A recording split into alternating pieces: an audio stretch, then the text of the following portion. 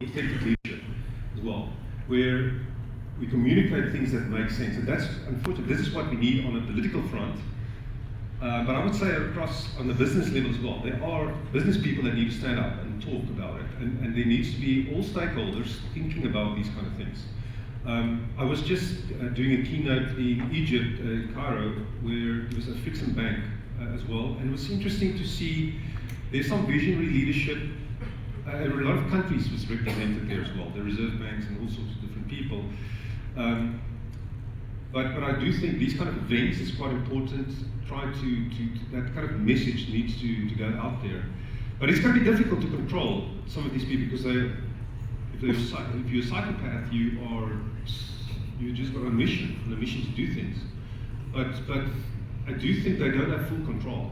I'm more concerned. I'm very concerned about that. That's why I talk about digital dictatorship, where the tech giants can manipulate Google and a lot of companies, or Facebook or Meta, doing things to manipulate. Because that was clear in the past, and maybe trying to up the game. But there's many issues around that. But then also from a government perspective, in China they're doing some things right. I think this the way they're trying to do things, but I'm really concerned about also digital dictatorship there, because they're instrumenting all their people at scale, and they're thinking longer term, they're thinking more about the collective, and if they get that balance right, they just need to get, in the West one needs to get the balance right as well. So it's not an easy task, especially with people becoming trillionaires. Thanks. Right, last question. Yes.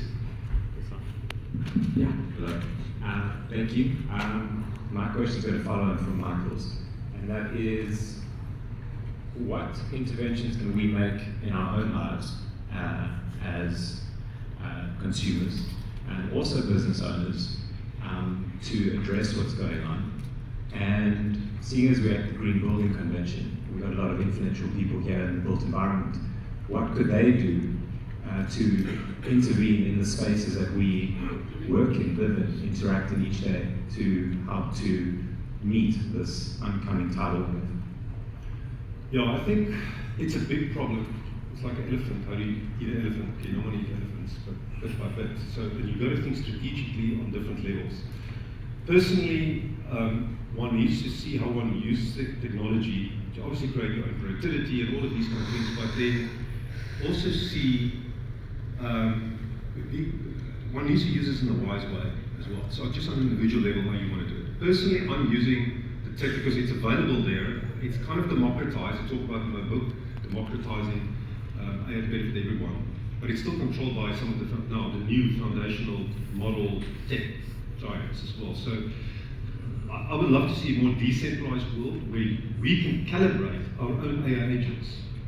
And we can say, okay, this is what you should do. While I'm sleeping, this is what you should be doing. And helping me to, in terms of my agenda, in terms of what I want to achieve, the green building, whatever it is, try and do that type of thing. So what I envision is actually, I didn't go into too much further detail, is kind of a world where you've got AI agents on all sorts of different levels, on individual level, family level, community level, smart town, smart city, all sorts of levels, and you can have these AI agents instructed and calibrated by humans to start optimizing as well, doing things, but according to our specifications is what we want to do.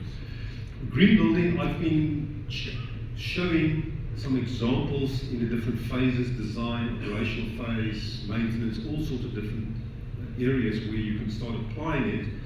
And I think that's quite important. So one needs to be literate in terms of how to use the technologies.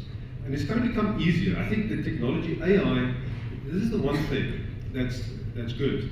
In the past, we needed computers with mouses and keyboards and all sorts of stuff. In the future, and it's going to be interesting to see what the future device is going to look like. Maybe not be an iPhone. It would be something that's really integrated on the same frequency with us in terms of just natural communication. So speech would be very important, and just showing the visuals and all sorts of stuff. So it's going to be very interesting, that kind of future. I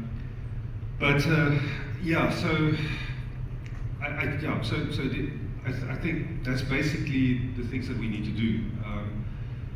there's a lot to tap into. We can talk afterwards as well, but it's not a. You have to look at it on all the different levels. It's a big problem, but there's no question that it's there. It's almost like latent potential, because there's data. If the data is not correct, you can do something to create better data infrastructure environments as well. Then when you've got data, it's all about utilization. And even with the current data that's available, data growth is going like that, utilization is still like that. So that's an increasing gap still. So there's a lot of potential. So one needs to maybe get also the right people in the room to collaborate with. Those kind of things are very important to just help guiding, empowering people and companies. I think that's absolutely critical. Companies should be embracing this. I can tell you, companies that's not, well, the video, so many people say it again and again, but companies, unfortunately, we put ourselves on this runaway trajectory. So people that's not going to embrace the smart technology, unfortunately, is going to be left behind in some way. What I'm just advocating for is let's do this in a human-centric way.